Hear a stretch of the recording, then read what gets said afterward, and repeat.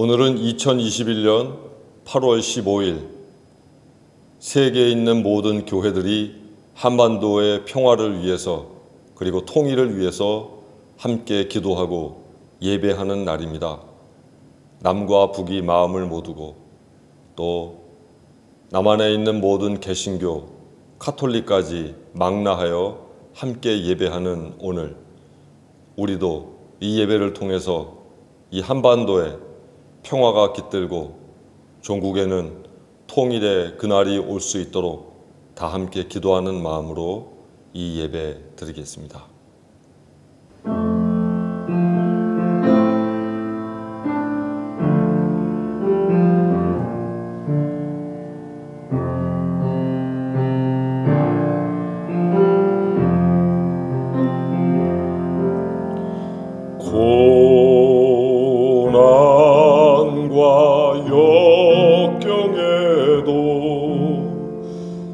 진달래 망을 짓고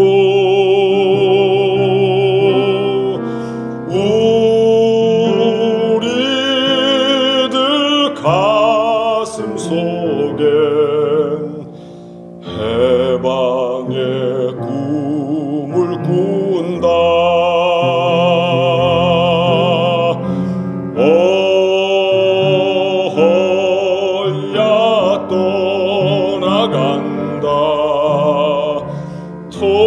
통일은 어둠의 묘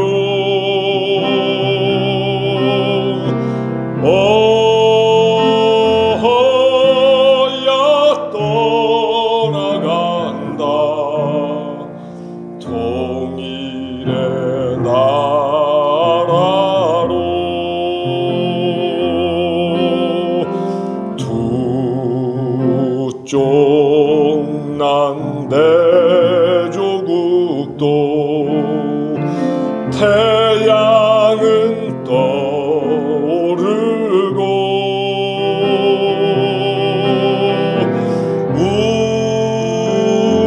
우리들 노래소리 통일의 꿈을 꾼다.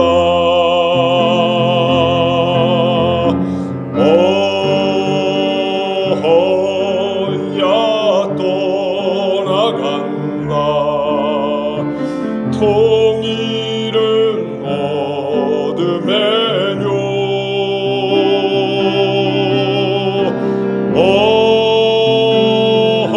어허야 떠나간다. 통일의 나라로 내 주님 가신 길은 험난한 가시밭길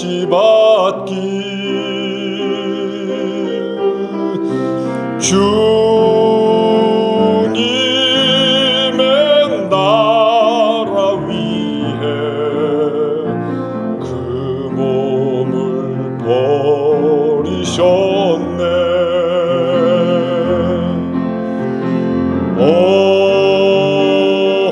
어허야 떠나간다. 통일은 어둠의 묘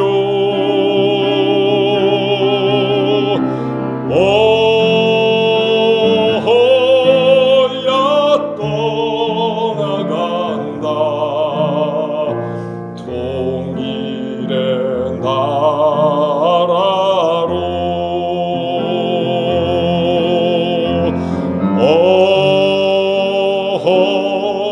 어허야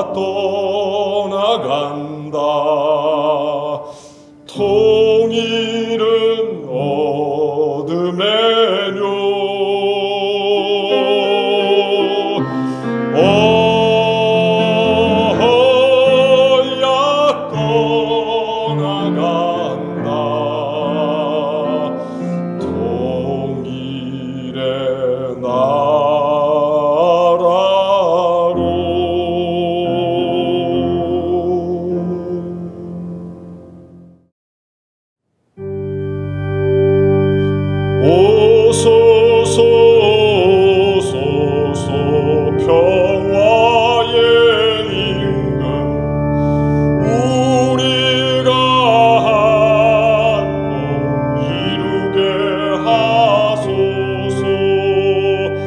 오소서 오소서 사랑의 임금 우리가 한 몸 이루게 하소서.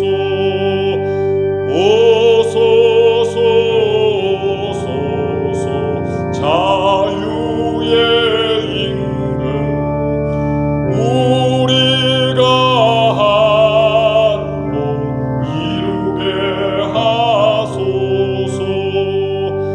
오소서 오소서 통일의 임금 우리가 한 몸 이루게 하소서.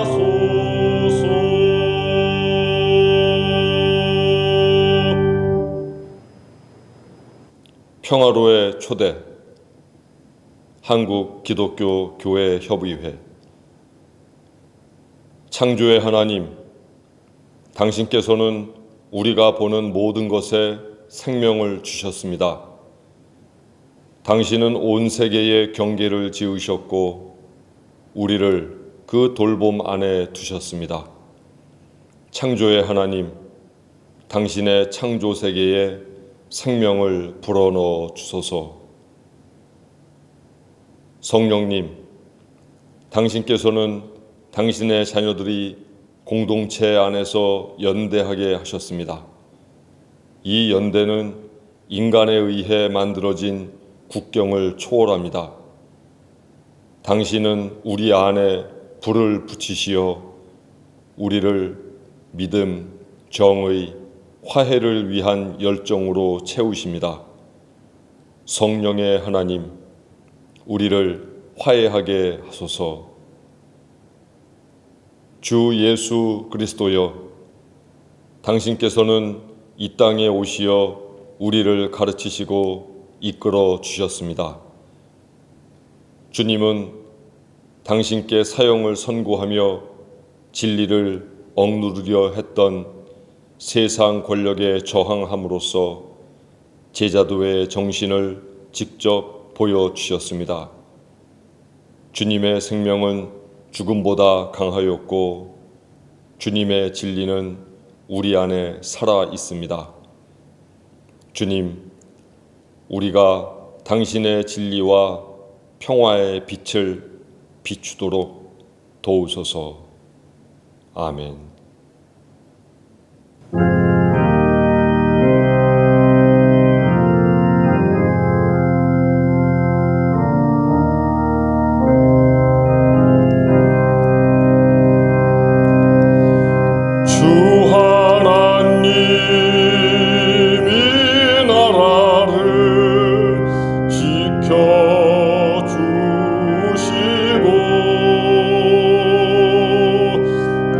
땅 위에 주의 나라 세워주소서.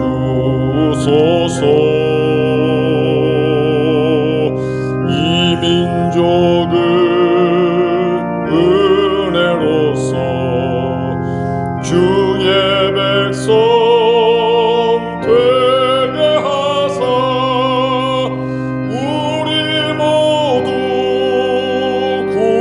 구원받아 살게 하소서.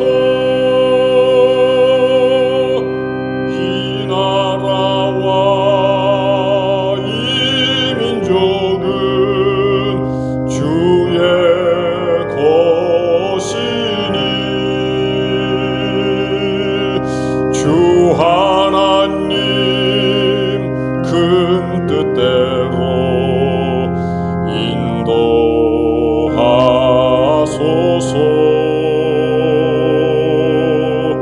아름다운 이 강산에 믿음으로 사는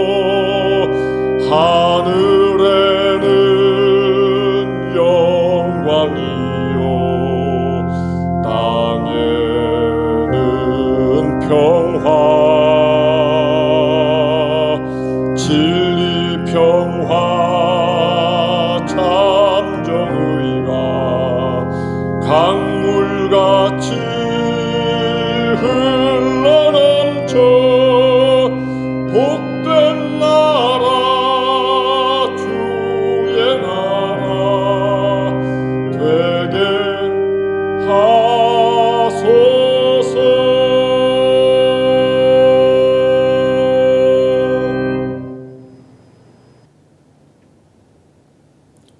주님, 우리는 이 땅을 사랑합니다. 남과 북과 남의 민이 자신들의 고유한 역사를 일구어 온 터전, 울고 웃던 삶의 모든 기록이 아로 새겨진 대지, 이 땅 한반도를 사랑합니다. 그러나 주님, 이 땅 한반도가 신음하고 있습니다. 채 아물지 않은 분단의 상처 때문입니다. 둘로 나눠진 민족은 서로를 미워하며 수십 년을 허비해 왔습니다. 이념이 달라 그어놓은 물리적 경계가 이 땅을 전쟁과 폭력으로 몰아넣었습니다. 내면에 좁히기 힘든 간극을 만들어냈습니다. 이 땅의 갈등과 분열을 먹이 삼아 기생하는 이들이 평화를 향한 발걸음을 막아서고 있습니다. 한반도를 둘러싼 주변국들의 긴장 관계는 종식되지 않고 고스란히 민의 삶에 무거운 짐을 지우고 있습니다. 그러니 주님, 우리의 울부짖음을 들어주십시오. 분단의 상처가 회복되기를 간절히 원합니다. 서로를 미워하며 비난하기를 멈추고 그 자리에 평화와 공존의 씨앗을 심게 하옵소서. 이념이 그은 경계와 내면의 간극이 그리스도의 사랑으로 해소되게 하옵소서. 평화를 막아서는 모든 이들의 욕망이 무너지게 하옵소서. 더 이상 이 땅 한반도가 전쟁과 폭력의 광풍에 휘말리지 않게 하옵소서. 더불어 주님, 남과 북과 남의 교회가 화해와 평화의 소명에 앞장서게 하옵소서. 그리스도인들이 자신의 유익을 구하는 신앙이 아니라 분단의 상처를 치유하기 위해 기도하며 헌신하는 화해의 신앙을 추구하게 하옵소서. 남과 북과 남의 하나됨을 위해 그리스도인들이 마땅히 행할 바를 알게 하시고 주님의 능력에 힘입어 결단하고 실천하게 하옵소서. 평화의 주님, 광복 76주년을 맞이한 오늘 진정한 해방을 성취하기 위해 남북, 북남, 통일의 불씨를 살리려고 합니다. 한반도의 평화와 공존은 선택이 아니라 반드시 성취해야 할 그리스도인의 소명임을 고백합니다. 비록 분단의 철조망이 남과 북과 남의 그리스도인들을 갈라놓았으나 주님 안에서 우리의 영과 마음이 연결되어 있음을 기억하며 이 땅의 평화를 위한 고난의 먼 길을 함께 걸어가게 하옵소서. 예수 그리스도의 이름으로 기도합니다. 아멘.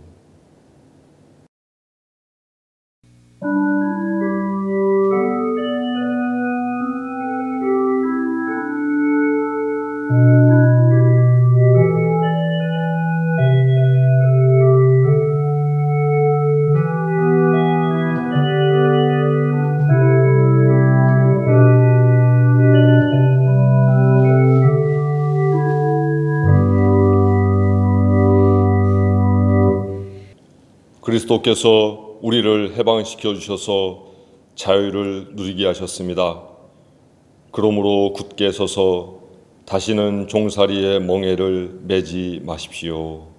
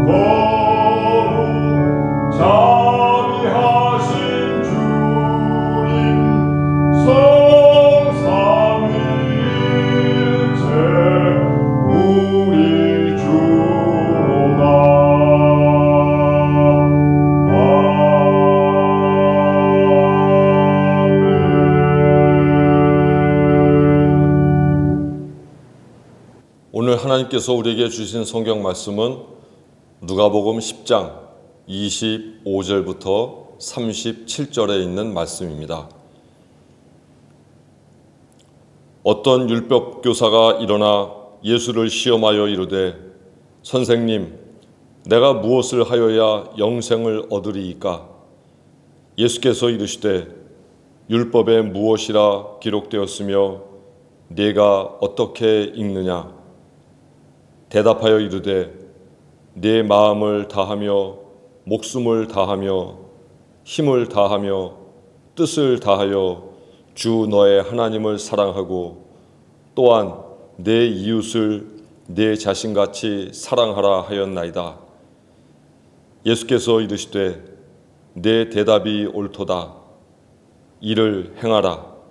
그러면 살리라 하시니 그 사람이 자기를 옳게 보이려고 예수께 여짜오되 그러면 내 이웃이 누구니이까? 예수께서 대답하여 이르시되 어떤 사람이 예루살렘에서 여리고로 내려가다가 강도를 만나매 강도들이 그 옷을 벗기고 때려 거의 죽은 것을 버리고 갔더라. 마침 한 제사장이 그 길로 내려가다가 그를 보고 피하여 지나가고 또 이와 같이 한 레위인도 그곳에 이르러 그를 보고 피하여 지나가되 어떤 사마리아 사람은 여행하는 중 거기 이르러 그를 보고 불쌍히 여겨 가까이 가서 기름과 포도주를 그 상처에 붓고 싸매고 자기 짐승에 태워 주막으로 데리고 가서 돌보아 주니라. 그 이튿날 그가 주막 주인에게 데나리온 2를 내어주며 이르되 이 사람을 돌보아 주라. 비용이 더 들면 내가 돌아올 때에 갚으리라 하였으니 내 생각에는 이 세 사람 중에 누가 강도 만난 자의 이웃이 되겠느냐? 이르되 자비를 베푼 자니이다. 예수께서 이르시되 가서 너도 이와 같이 하라 하시니라. 아멘. 우리나라의 통일과 광복의 기쁨, 이것에 대해서 성경은 무엇을 말씀하고 계실까? 하나님은 어떤 말씀을 우리에게 주시고 있을까 생각하던 중 선한 사마리아인의 비유를 들어서 그 뜻을 헤아리고자 합니다. 오늘은 일본 제국주의로부터 해방된 지 76년 되는 광복절입니다. 하지만 이 기쁨의 날이 아직 미완성인 것은 한 결의가 되어서 한 기쁨으로 함께 해야 할 남북이 여전히 나뉘어져 있기 때문입니다. 진정한 광복은 아마도 통일이 되어야만 우리에게 주어질 것입니다. 남북이 여전히 대치하고 있고 평화로 가는 여정에 여러 가지 불협화음이 나오고 있는 지금 이 현실은 완전한 광복이라 말할 수 없고 아직은 미완의 광복이라고 말해야 할 것입니다. 이런 불완전의 상태를 우리는 어떻게 풀어가야 할까? 수십 년 동안 풀지 못한 이 명제를 어떻게 해결할 수 있을까? 그 단초를 오늘 본문 말씀을 통해서 함께 살펴보고자 합니다. 오늘 이 말씀은 우리가 잘 아는 선한 사마리아인에 대한 이야기입니다. 사마리아인은 북쪽 사람, 강도 만난 유대인은 남쪽 사람. 당시 예수님 당시의 이스라엘도 역시 북쪽 사마리아, 남쪽 유다, 북왕국과 남왕국 사이에 갈등과 첨예한 대립이 있었습니다.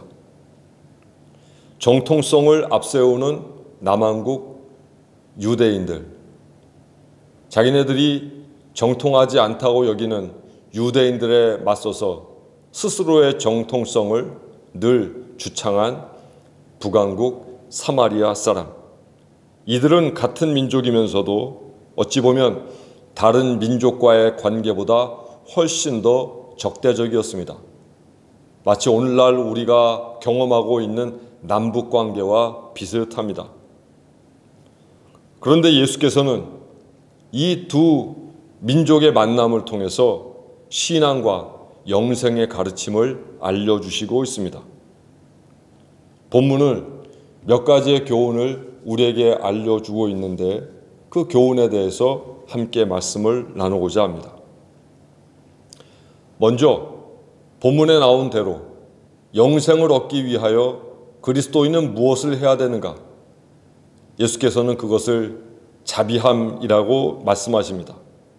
마음으로만 자비한 것이 아니라 자비함을 실천하는 사람이라고 말씀하십니다.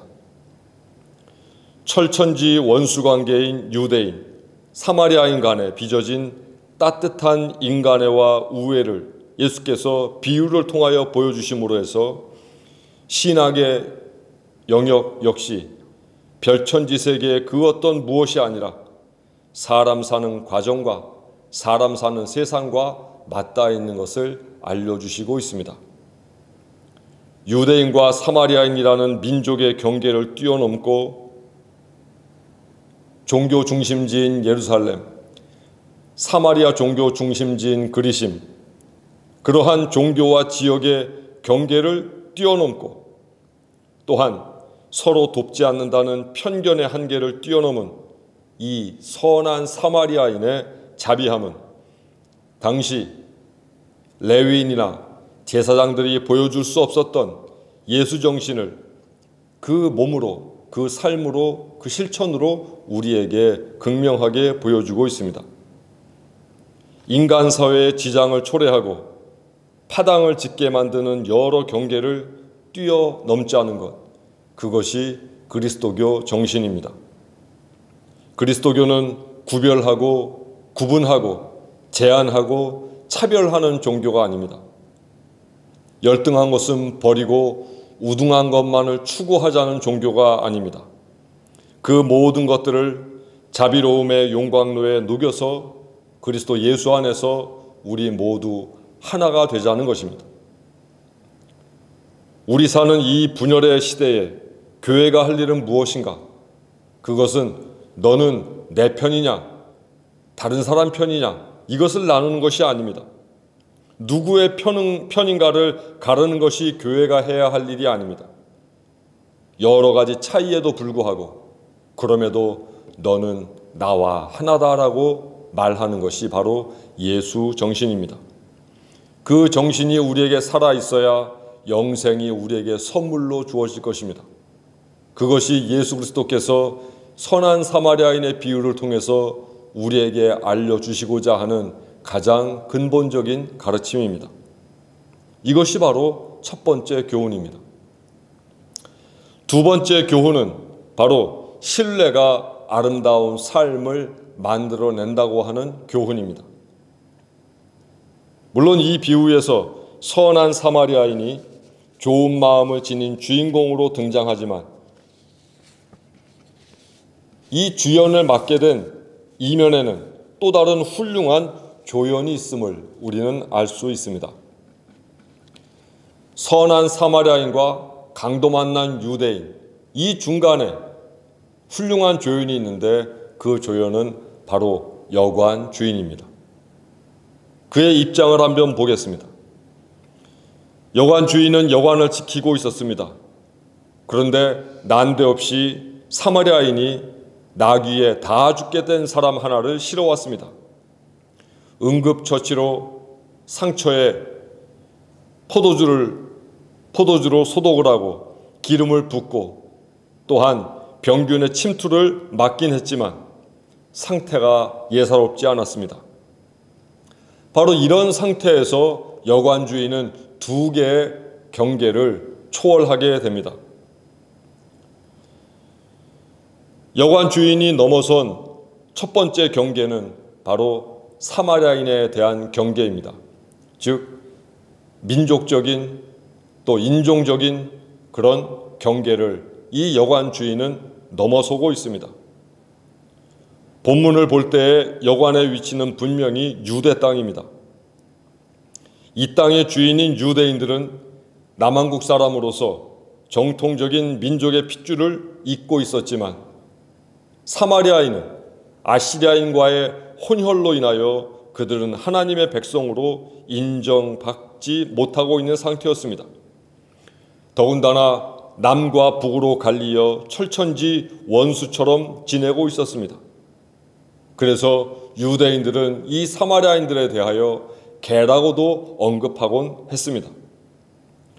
또한 유대인이나 사마리아인이나 똑같이 하나님을 믿는 듯하지만 유대인들은 예루살렘에 성전을 만들어 놓고 그곳을 하나님을 향한 유일한 성전이라고 일컬으며 성전에서 신앙생활을 했고, 사마리아인들은 그리심산에다가 성전을 짓고 이곳이야말로 하나님께 진정한 제사를 드리는 곳이라고 이야기했습니다.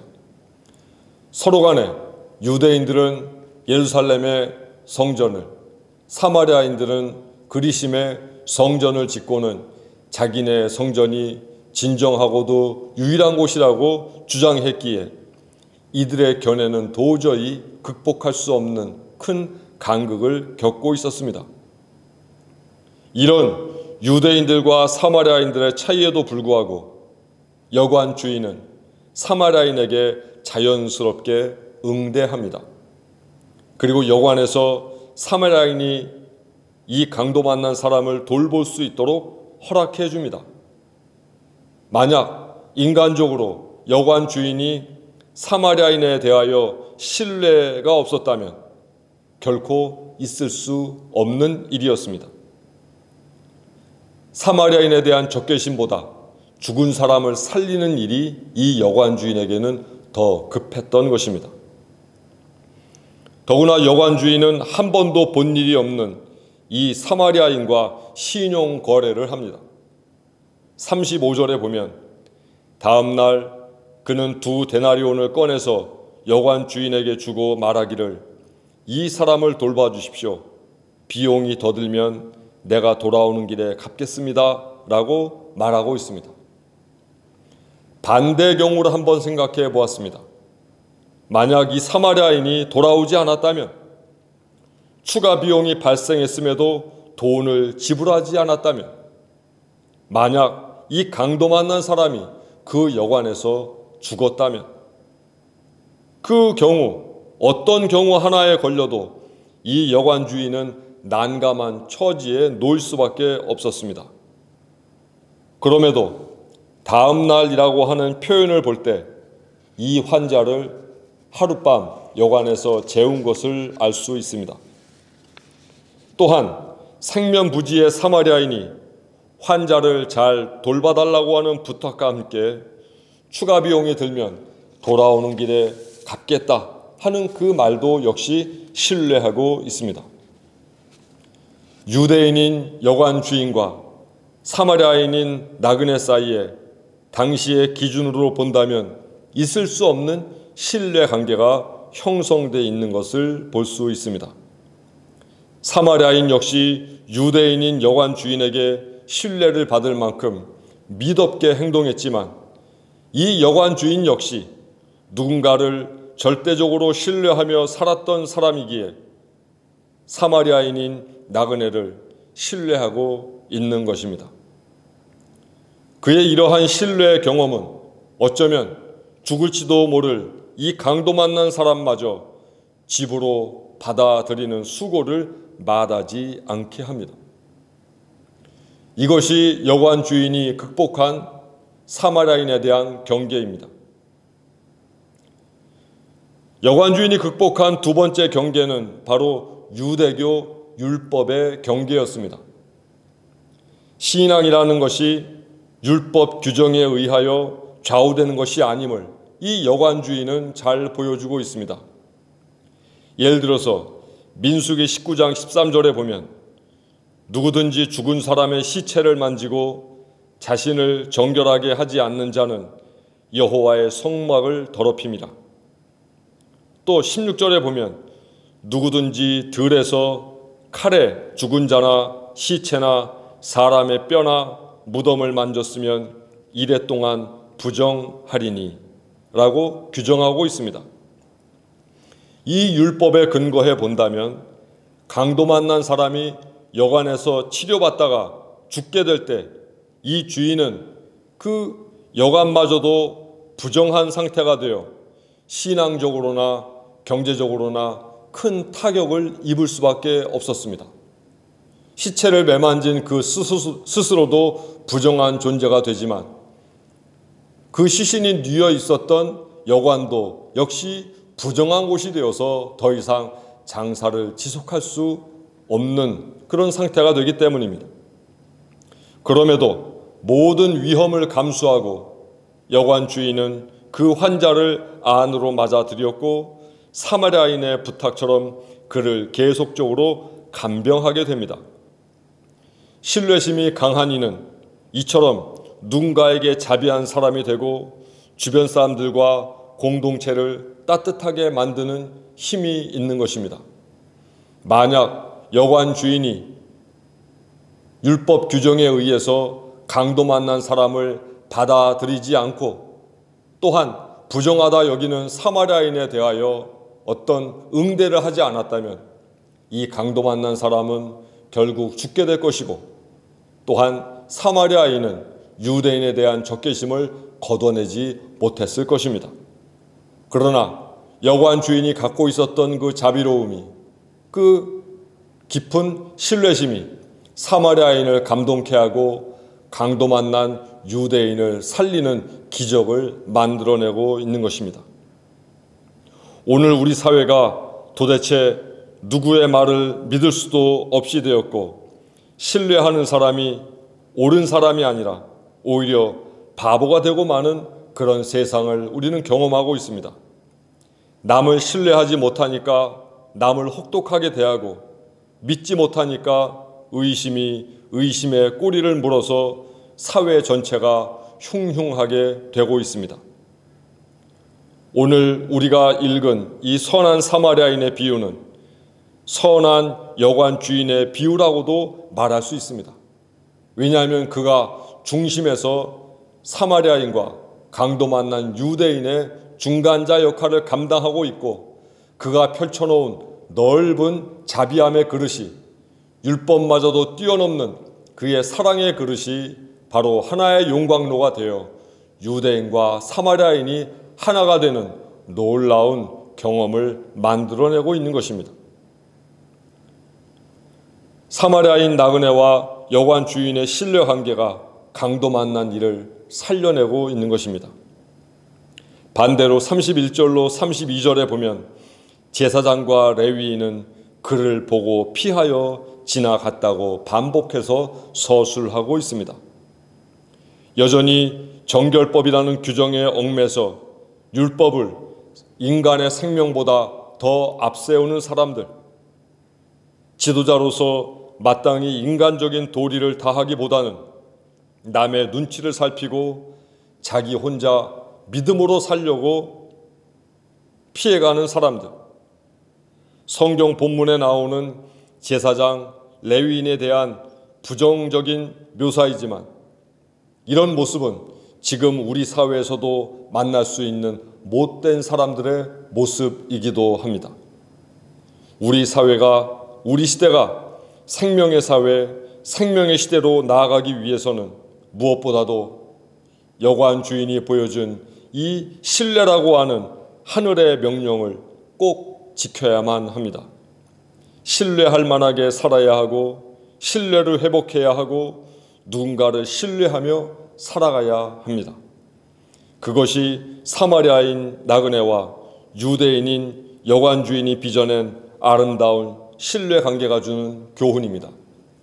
바로 이러한 관계가 남북에도 적용될 때 남과 북의 관계는 신뢰 관계가 되고 남이 믿어주는 만큼 북도 남을 믿어주고 그리하여 남과 북이 서로 간의 신뢰가 완벽하게 쌓이게 될 때 우리는 그때 비로소 진정한 평화를 맛보게 될 것이고 우리는 통일도 꿈꿀 수 있게 될 것입니다. 무엇보다 경계를 넘어서십시오. 내 안에 검증되지도 않은 어쩌면 경험해보지도 못한 그 경계를 넘어서십시오. 그리할 때 거기에서 아름다운 신앙의 열매가 맺히게 되고 우리도 모르는 놀라운 기적이 일어나게 될 것입니다. 그것을 우리 모두 믿고 그렇게 행동해야만 합니다. 기도하겠습니다.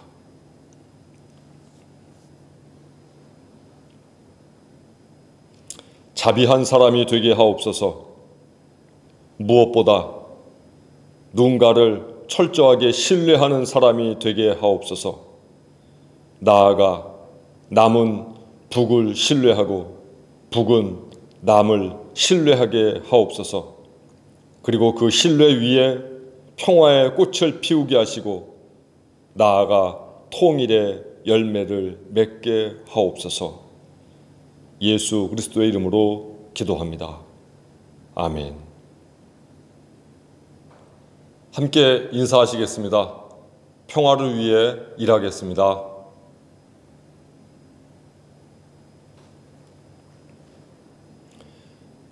하나님께서는 우리에게 평화를 주셨습니다.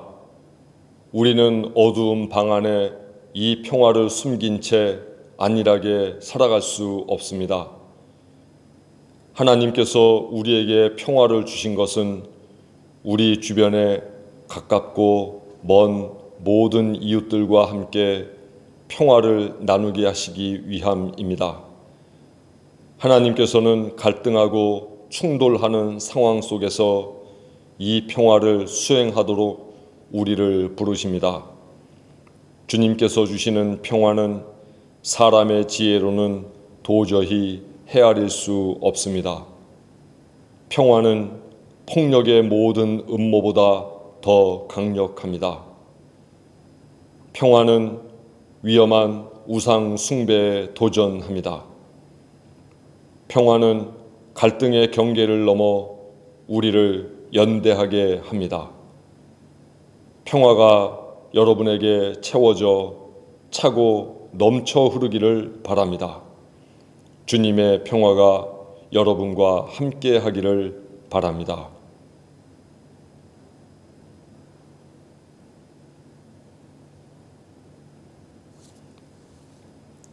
지금은 우리 주 예수 그리스도의 은혜와 하나님의 크신 사랑과 성령의 교통하심이 분쟁을 겪고 있는 에티오피아의 모든 사람들 그리고 남과 북의 모든 백성들 그리고 평화를 원하는 이 땅의 모든 이들 특히 원천신앙 공동체 모든 식구들 머리 위에 지금부터 영원토록 함께 하시옵기를 간절히 축원하옵나이다. 아멘.